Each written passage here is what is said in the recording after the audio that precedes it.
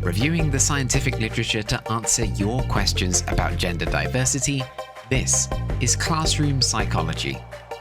And now here's your host, Dr. Cora Sargent. Hello everybody and welcome to Classroom Psychology. I'm your host Cora. Thank you so very much for joining me. It is, as always, wonderful to see you. Hop on in here and let's talk a little bit more about gender diversity and such. And this week, wonderful to see you. Grab yourself a cup of tea. Get on in here. This one's a bit of a corker. We'll go through it together, don't you worry. I don't know what happened to my voice there. In a world where misgendering is a thing, Toby Young stands against the tide. Toby Young is our question asker this week. Toby Young is a political social commentator. He's the founder and director of Free Speech Union, and he was on Good Morning Britain not that long ago with India Willoughby debating the question of whether misgendering, that is the use of gendered pronouns, or deadnaming, which is the use of somebody's name before they changed it, if they are trans or non-binary, if they choose to change their name. Deadnaming is the use of their old name. Misgendering is the use of their old or inappropriate gender pronouns. And Toby Young was debating India Willoughby about whether this should be a crime. And Toby was kind of defending the idea that there might be circumstances in which misgendering might be understandable and acceptable. The question of what misgendering is and does is a big one. So let's have a look at it together. First of all, let's take a listen. Here is Toby Young. When you call a gay person by the F word, when you call a woman the B word, there's no disputing that that is evidence of prejudice, of bigotry. But it could be that deliberately, but nonetheless for perfectly respectable and legitimate political, philosophical or theological reasons, your point of view is that someone who is born a woman can't then become a man and vice versa. If that's your point of view, hold on, why should the state take sides? Yeah.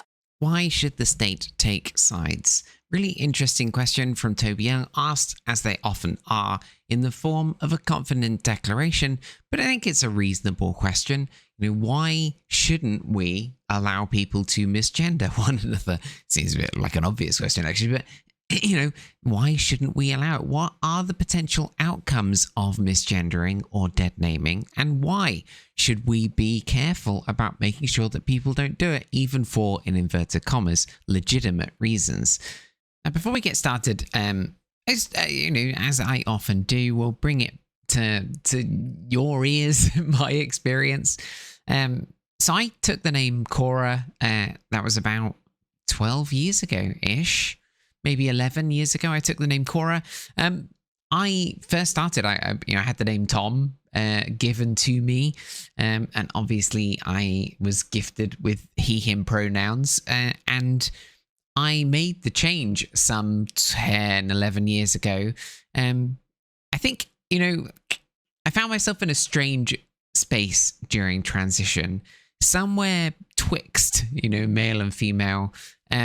And back in the day, 10, 11 years ago, it wasn't really well understood. We didn't really have many people openly talking about being non-binary or gender fluid. And people understood the transgender experience as really like a binary transition between one and the other gender that were kind of considered mainstream genders. Of course, we've already considered that, the fact they considered mainstream genders is itself problematic, but it's simply the way that it was 10 years ago. And I took the name Cora. It's a weird time because I went into my placement experience. I was in year 2 placement, and I was transitioning and working as a trainee educational psychologist. And it's a weird space to be when you're in the middle of transition.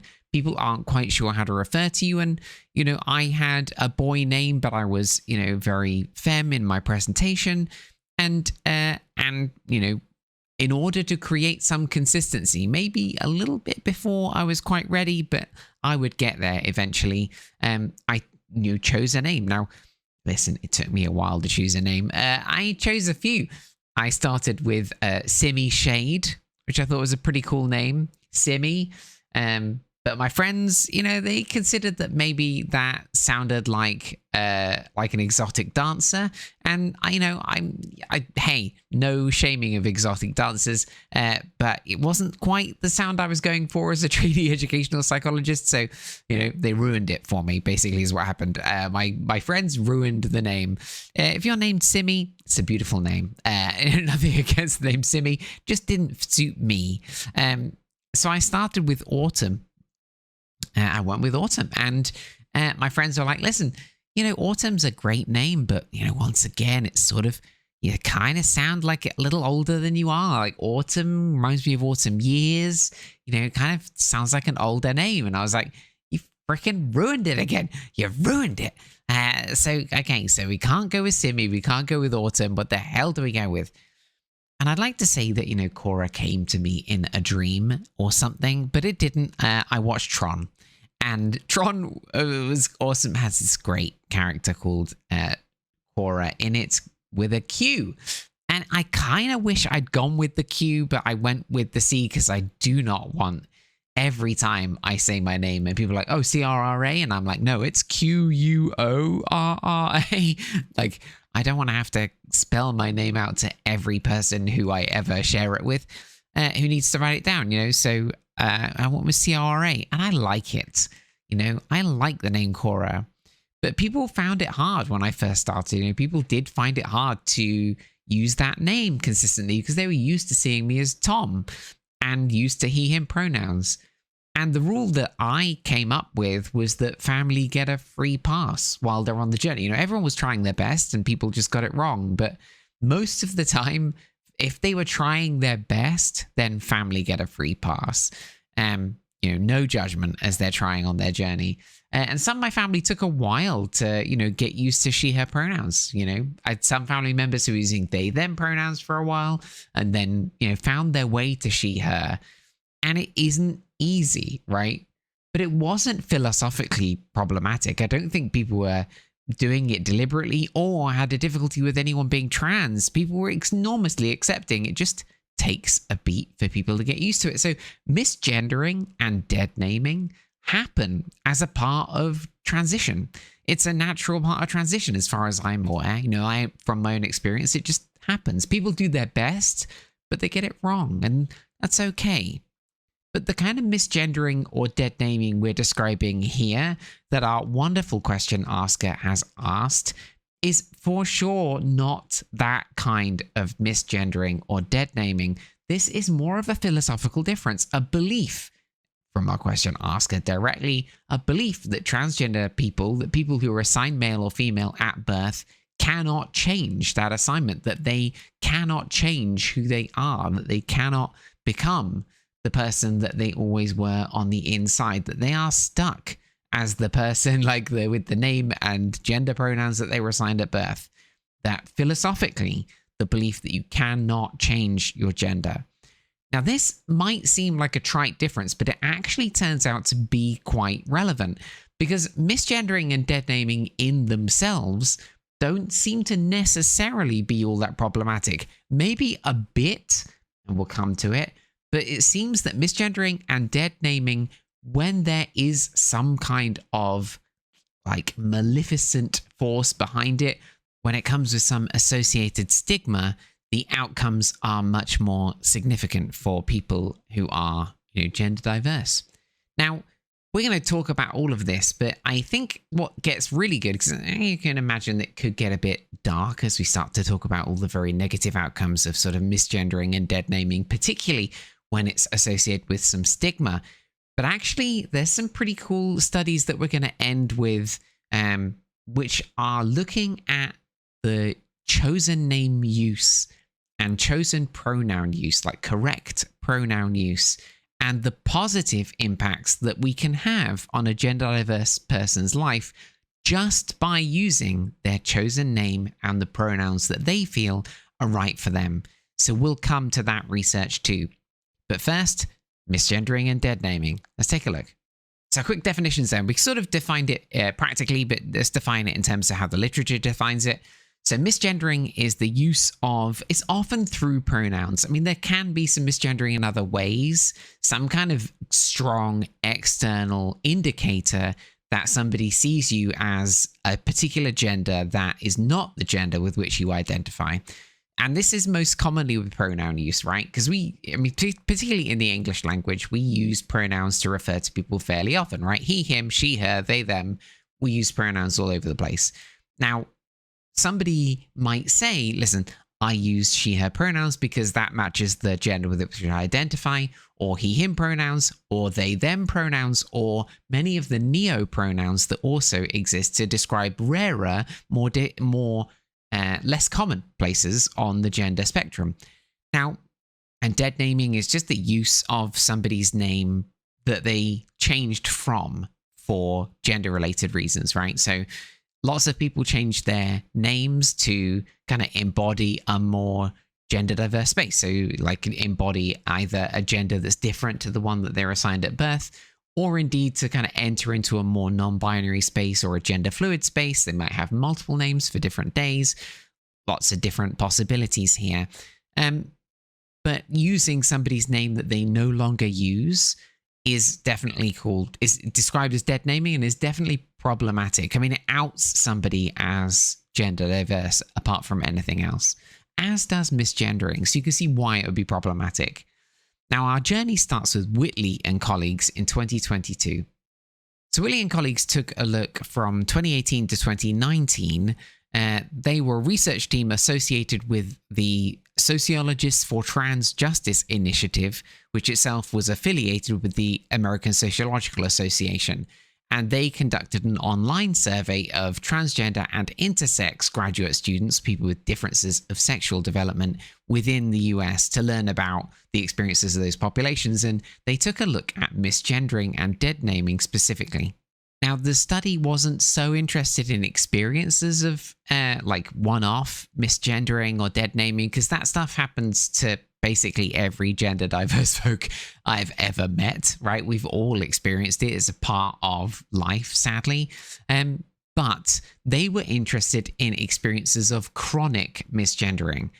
So chronic misgendering in their study was defined as someone basically using incorrect pronouns after they had been informed of which pronouns to use. So the kind of active and deliberate kind of experience of misgendering, like the act of misgendering after you already know which pronoun is the right one.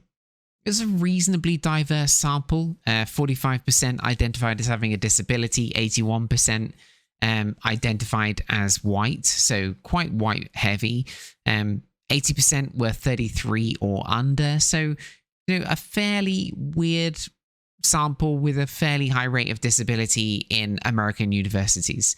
Now, one of the interesting variables that becomes quite important here is that of the folks in the study, half of them were social science graduate students and half of them were natural science graduate students.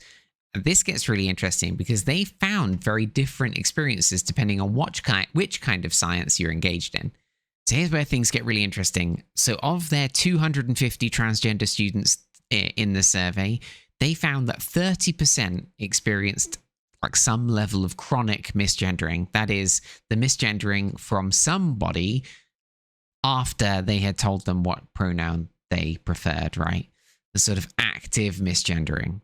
But this wasn't evenly distributed. So they found that of transgender graduate students in the natural sciences, 45% of them experienced chronic misgendering, compared with only 15% of transgender graduate students in the social sciences, which is super interesting. Obviously, this is a very significant difference. So I found that quite interesting. I mean, bearing in mind this is in the US, but that's quite a high rate of chronic misgendering, particularly in the natural sciences. 45% of trans folk experience chronic misgendering in the natural sciences in the US. Fascinating stuff. You might wonder, what about the UK? Well, Happily Smith, Robinson and Khan in 2022 conducted a rapid evidence assessment around UK universities and the experiences of transgender and non-binary folk in UK universities. And they did find a theme of erasure emerging from 3 of the 5 articles in their review. They found that there are a few places where dead naming became really problematic, even in UK universities. And there seem to really be 2 places where dead naming seems to happen. One is in university systems, and the other is in accommodation, university accommodation. So it doesn't seem to be a problem in university staff. I mean, certainly in my experience, I'm a transgender member of a university staff, and my university has been absolutely outstanding in its inclusion, to my mind, certainly of me and of folk like me, as far as I can tell. But it seems that university systems can hold on to dead names still quite frequently. So when you change your name, sometimes university email addresses or systems or like abbreviations in email addresses can create problems where those hold on to the dead name of a student, can, in rare cases, accidentally out them, for example. But the other, and maybe the more significant one, is in university accommodation. One transgender female student noted that her flatmate would often dead name her intentionally. That's from Mearns et al. And interestingly, those kind of roommate difficulties, in inverted commas, are actually similarly cited in the US literature. So it seems that at least those kind of experiences also replicated in UK universities somewhat. The kind of deliberate dead naming or misgendering. That's kind of exactly what this question asker is talking to, right? Like, if somebody has a philosophical disagreement with, it's quite difficult. I can't even find the language to describe it, right? Because that's sort of, somebody for very reasonable philosophical religious reasons just doesn't think transgender people are real. Like, that's the truth of it, right? So yes, it does seem that those kind of views do perpetuate, and they can create problems in terms of dead naming and misgendering, including both in the US universities and in UK universities. Now, it also happens in healthcare settings. So, really cool piece of work from Carlisle in 2020 looked at the experiences of transgender and non-binary children and young people and their parents in healthcare settings in England. And they did interviews with a bunch of people, I think. Yes, they did participatory workshops with 85 or 65 parents and children from 27 different families. And they took a look at the data as largely qualitative and drew out themes. Some really interesting stuff in here. One of them was about experiences of misgendering and dead naming. It seems from these participants that, generally speaking, it tends to be inadvertent. So the times when they got dead named or misgendered tended to be in a waiting room when somebody called them because the name on their records wasn't the name that they were using, or the pronoun on their records wasn't the pronoun they were using. And the obvious kind of byproduct of that is that it outs them to the people in earshot, right? So if you call, like if I'm in a waiting room and I'm femme and then somebody comes to the, I'm waiting for my primary care doctor and he's like, and Thomas Sargent, and there's me kind of, hello, I walk forward. No doubt people are going to be like, oh, that's a trans person, right? So yes, and that can be inherently problematic for obvious reasons, right? In rare cases, it seems that, one transgender young man in the workshop talked about being misgendered by his GP, and that making it difficult for him to get the right to get a referral to the Gender Identity Development Service. The GP advised him that he'd be okay after therapy, which made him feel worse. And he said he felt like an outcast, in inverted commas, not a valid member of society worth listening to. I stopped work. I nearly felt like giving up. Really interesting, like these experiences of misgendering. That one, more deliberate, it seems, a bit less just the systems getting it wrong and more somebody philosophically making a change to what they're doing, right? Philosophically disagreeing or having problems with it and therefore misgendering somebody.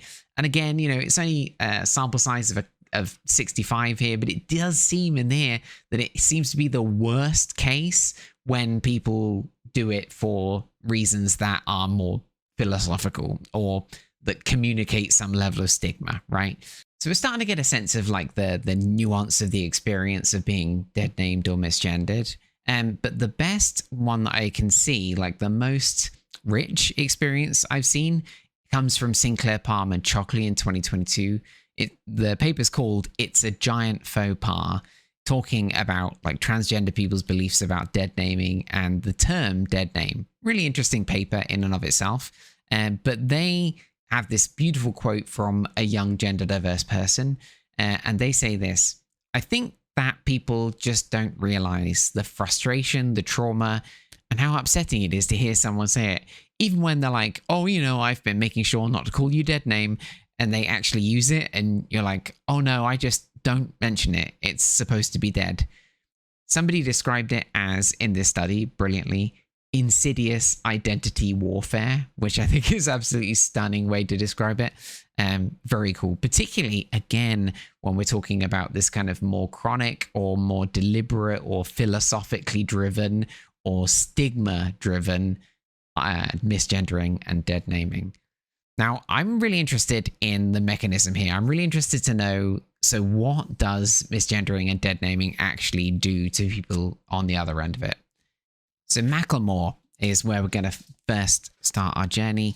2015, experiences of misgendering, identity misclassification of transgender spectrum individuals. Identity misclassification is kind of a beautiful way to describe it. I really like that. Very technical, but I love it. They got a total of 115 transgender spectrum individuals participating in this study. Median age was 36, about 85% European American, 6.1% mixed race, 5.2% Latino or Latinx, Asian American at 2.6%, and 0.9% Middle Eastern participants. And they were interested in looking at people's experiences of misgendering. And they found that, interestingly, genderqueer individuals reported being misgendered significantly more than either transgender men or transgender women, which I guess is interesting. So I think what they're saying is that people who find themselves in rarer places on the gender spectrum, like less common places on the gender spectrum, they find themselves being misgendered more frequently, possibly because people don't know what to do and possibly because of stigma. But here's what's really interesting. They found that the frequency of misgendering was not associated with negative affect, not associated with negative feelings, but feeling stigmatized when you're being misgendered was strongly associated with negative affect. Now, not only was it associated with negative affect, but when feeling stigmatized when being misgendered, the experience also influenced people's social appearance anxiety. So this is really interesting. So not only did people feel bad when they felt that they were being stigmatized through dead naming or misgendering, in this case, misgendering specifically, but also misgendering made them feel conscious of their appearance. Their social appearance anxiety went up. Now, this is really interesting to me because I think we've got a mechanism of action here through which misgendering can influence people's self-perception in terms of their physical appearance, and can actually shape how they treat themselves in some specific ways. So here's something really interesting. Mitchell, MacArthur, and Blomquist in 2021, they conducted a really interesting study looking at the relationship between misgendering, body dissatisfaction, and dietary restraint. So the authors hypothesized that one of the ways in which transgender folk might manage their body dissatisfaction might be through dietary restraint. Now, you might have heard, we're going to do an episode on this, I think, wholly, because you may have heard people talk about, we need to make sure that, because there's this relationship between transgender identities and eating disorders. And maybe what's happening for a bunch of these young trans kids is that they have eating disorders and are mistaking them for gender diversity. Now, this is one of the studies which I think is fascinating because these guys hypothesize that there is a relationship here, but that the relationship is between how people perceive themselves as the gender that they feel themselves to be on the inside and how they perceive their bodies, and that incongruence leading to body dissatisfaction, and that body dissatisfaction then leading to kind of disordered eating. In this case is dietary restraint, right? Restricting your dietary intake. So this is really interesting, but these guys take it one step further. So they were looking at mean age 31 with around 169 participants. They 39 of whom exited the survey before completion. So there's actually about 130 participants in the study in total from US transgender-focused blogs, online communities, website, and snowballing. So they basically just grabbed as many transgender people as they could from online communities and asked them to do this survey. And they were looking at misgendering frequency. Now, bear in mind, we've already demonstrated misgendering frequency does seem to shape kind of body image anxiety, does seem to have an influence, particularly when it's associated with stigma. Now here, these guys took a look at the frequency of misgendering. So people who experience misgendering more frequently, did they have a more significant impact on different aspects of their kind of transgender congruence, their body dissatisfaction, or dietary restraint?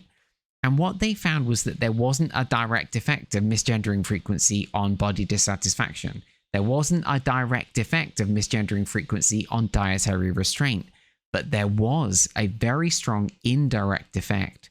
So they found that people who experienced misgendering more frequently experienced decreased body identity congruence, right? So it sort of, by the sounds of things, increased like how they felt their body was different to the identity they felt they had on the inside. And that kind of makes sense, right? So when I was in the process of transition, I sometimes did have people stare and sometimes did have people misgender me. And whenever that happened, it would be a pang of dysphoria. I would think, gosh, people still don't see me as the girl that I am on the inside. It just would make me feel like my body wasn't right? That transgender incongruence that comes with being trans often. Now, they found the misgendering frequency triggered that incongruence, and that incongruence then triggered worse body dissatisfaction.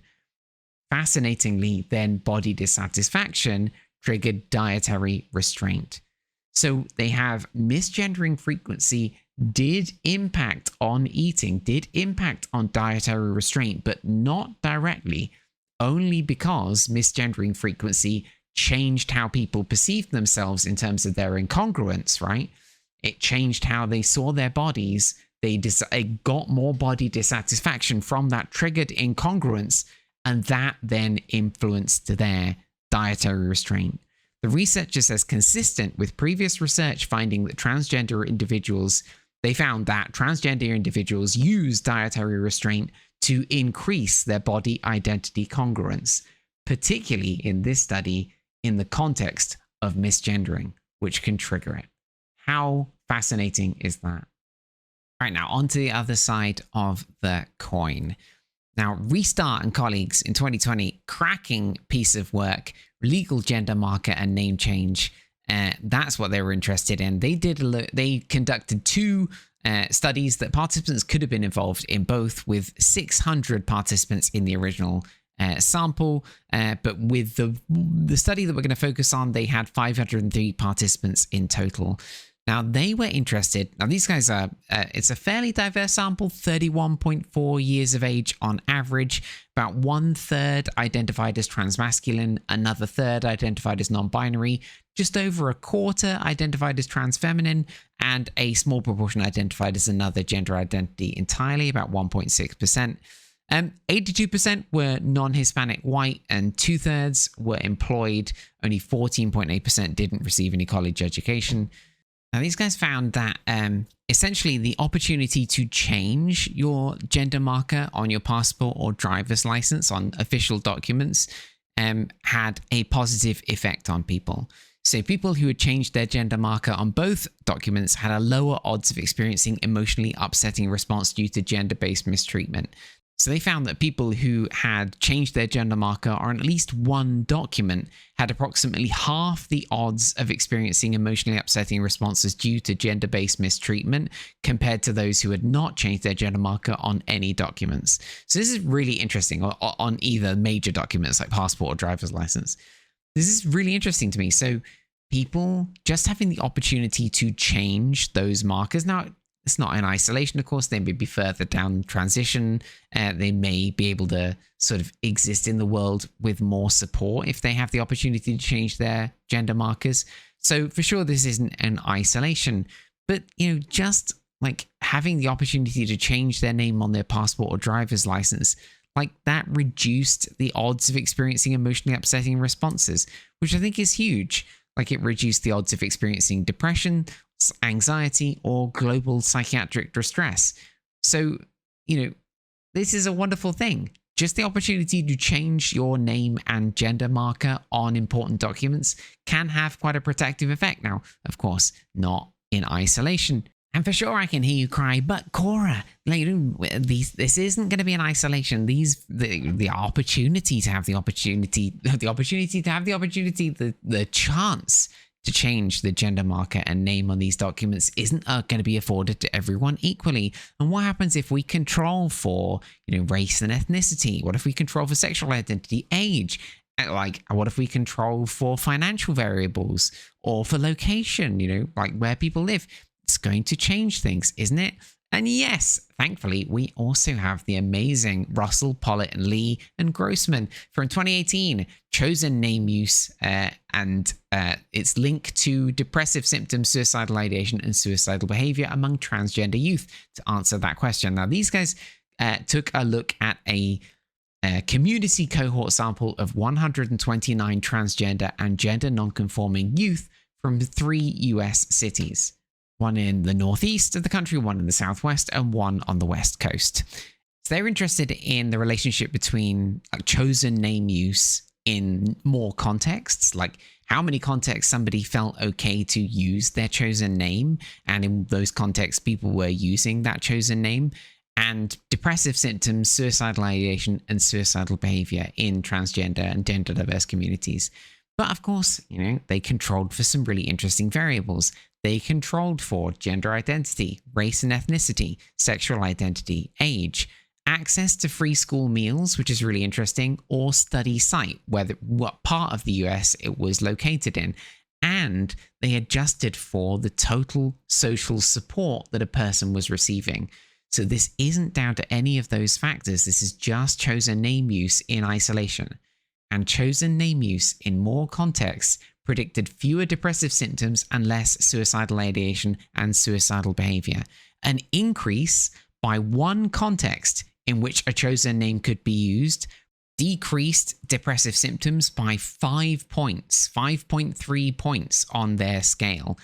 It reduced suicidal ideation by 29% and reduced suicidal behavior by 56%. That's just one additional context in which they felt their chosen name could be used. Now, they found that depressive symptoms, suicidal ideation, and suicidal behavior were at their lowest levels when chosen names could be used in all 4 contexts they measured.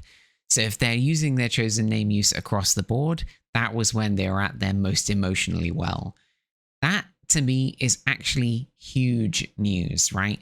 So if we can take this study, it's a pretty good study, I gotta say, and we take it together with all the rest of the ones that we've taken a look at so far, we start to realize that actually, chosen name use in more contexts is a good thing. People being liberated to be themselves is a good thing. Now, 2021, Pollitt, Yorverno, Russell, Lee, and Grossman in 2021, did I say 2021 already? In 2021, they took a look at this same sample. Now, this sample is quite a good sample, right? 3 US cities, only 27% white, about 25% black, 10% Asian or Pacific Islander, 26% multiracial, and about 11% not reported. And so it's quite a diverse sample here. And they were interested in taking a look at what led to chosen name use and what chosen name use led to. Bearing in mind about half of the participants in the study who, they're all transgender or gender diverse, but only half were using a name that was different to the one that they were assigned at birth. So they found kind of what you might expect, really, that greater parental support and outness to family were associated with an increased odds of using their chosen name at home. People who are out to teachers had a higher odds of using their chosen name in school, and people who felt that their school was or is unsafe for LGBTQ youth reported a lower chance of using their chosen name in school. So Fundamentally, we need to create a context in which people feel okay to use their chosen name and pronouns in more contexts. And we do that by creating an opportunity for greater support and by creating a school that is safe for the LGBTQIA+ population. Now, here's what's really interesting. Youth reported higher self-esteem, lower depressive symptoms, and less suicidal ideation when they were able to use their chosen name in more contexts. Now, this is the same as the study we found before. But what is interesting is that the results here, this is a direct quote, suggest that support and validation of transgender youth's chosen name buffers negative mental health outcomes. Their study extends previous research to show that chosen name use is a behavior that is associated with better mental health because it affirms one's gender identity through reducing the discrepancy between one's identity and presentation. We found that chosen name use appeared to be a stronger buffer of negative mental health outcomes than it is a promoter of positive well-being. So chosen name use and chosen pronoun use are good things and can buffer against the negative mental health outcomes that are often associated with you living in a rather heteronormative world when you're trans or gender diverse. Now, this kind of goes some way to answering the question of our amazing question asker, right? I think we're getting somewhere. Misgendering and deadnaming are bad, essentially. They're associated with negative outcomes, especially when they trigger either body dysmorphia or like they trigger dissatisfaction with one's body because they trigger that sort of dissonance between one's identity and one's body, or when they communicate some kind of stigma. That's when those kind of experiences are at their worst. And on the other side of this coin, using somebody's chosen name and using their chosen pronouns, like the pronouns that is right for them, affirming their gender identity by reducing the discrepancy between their identity and presentation.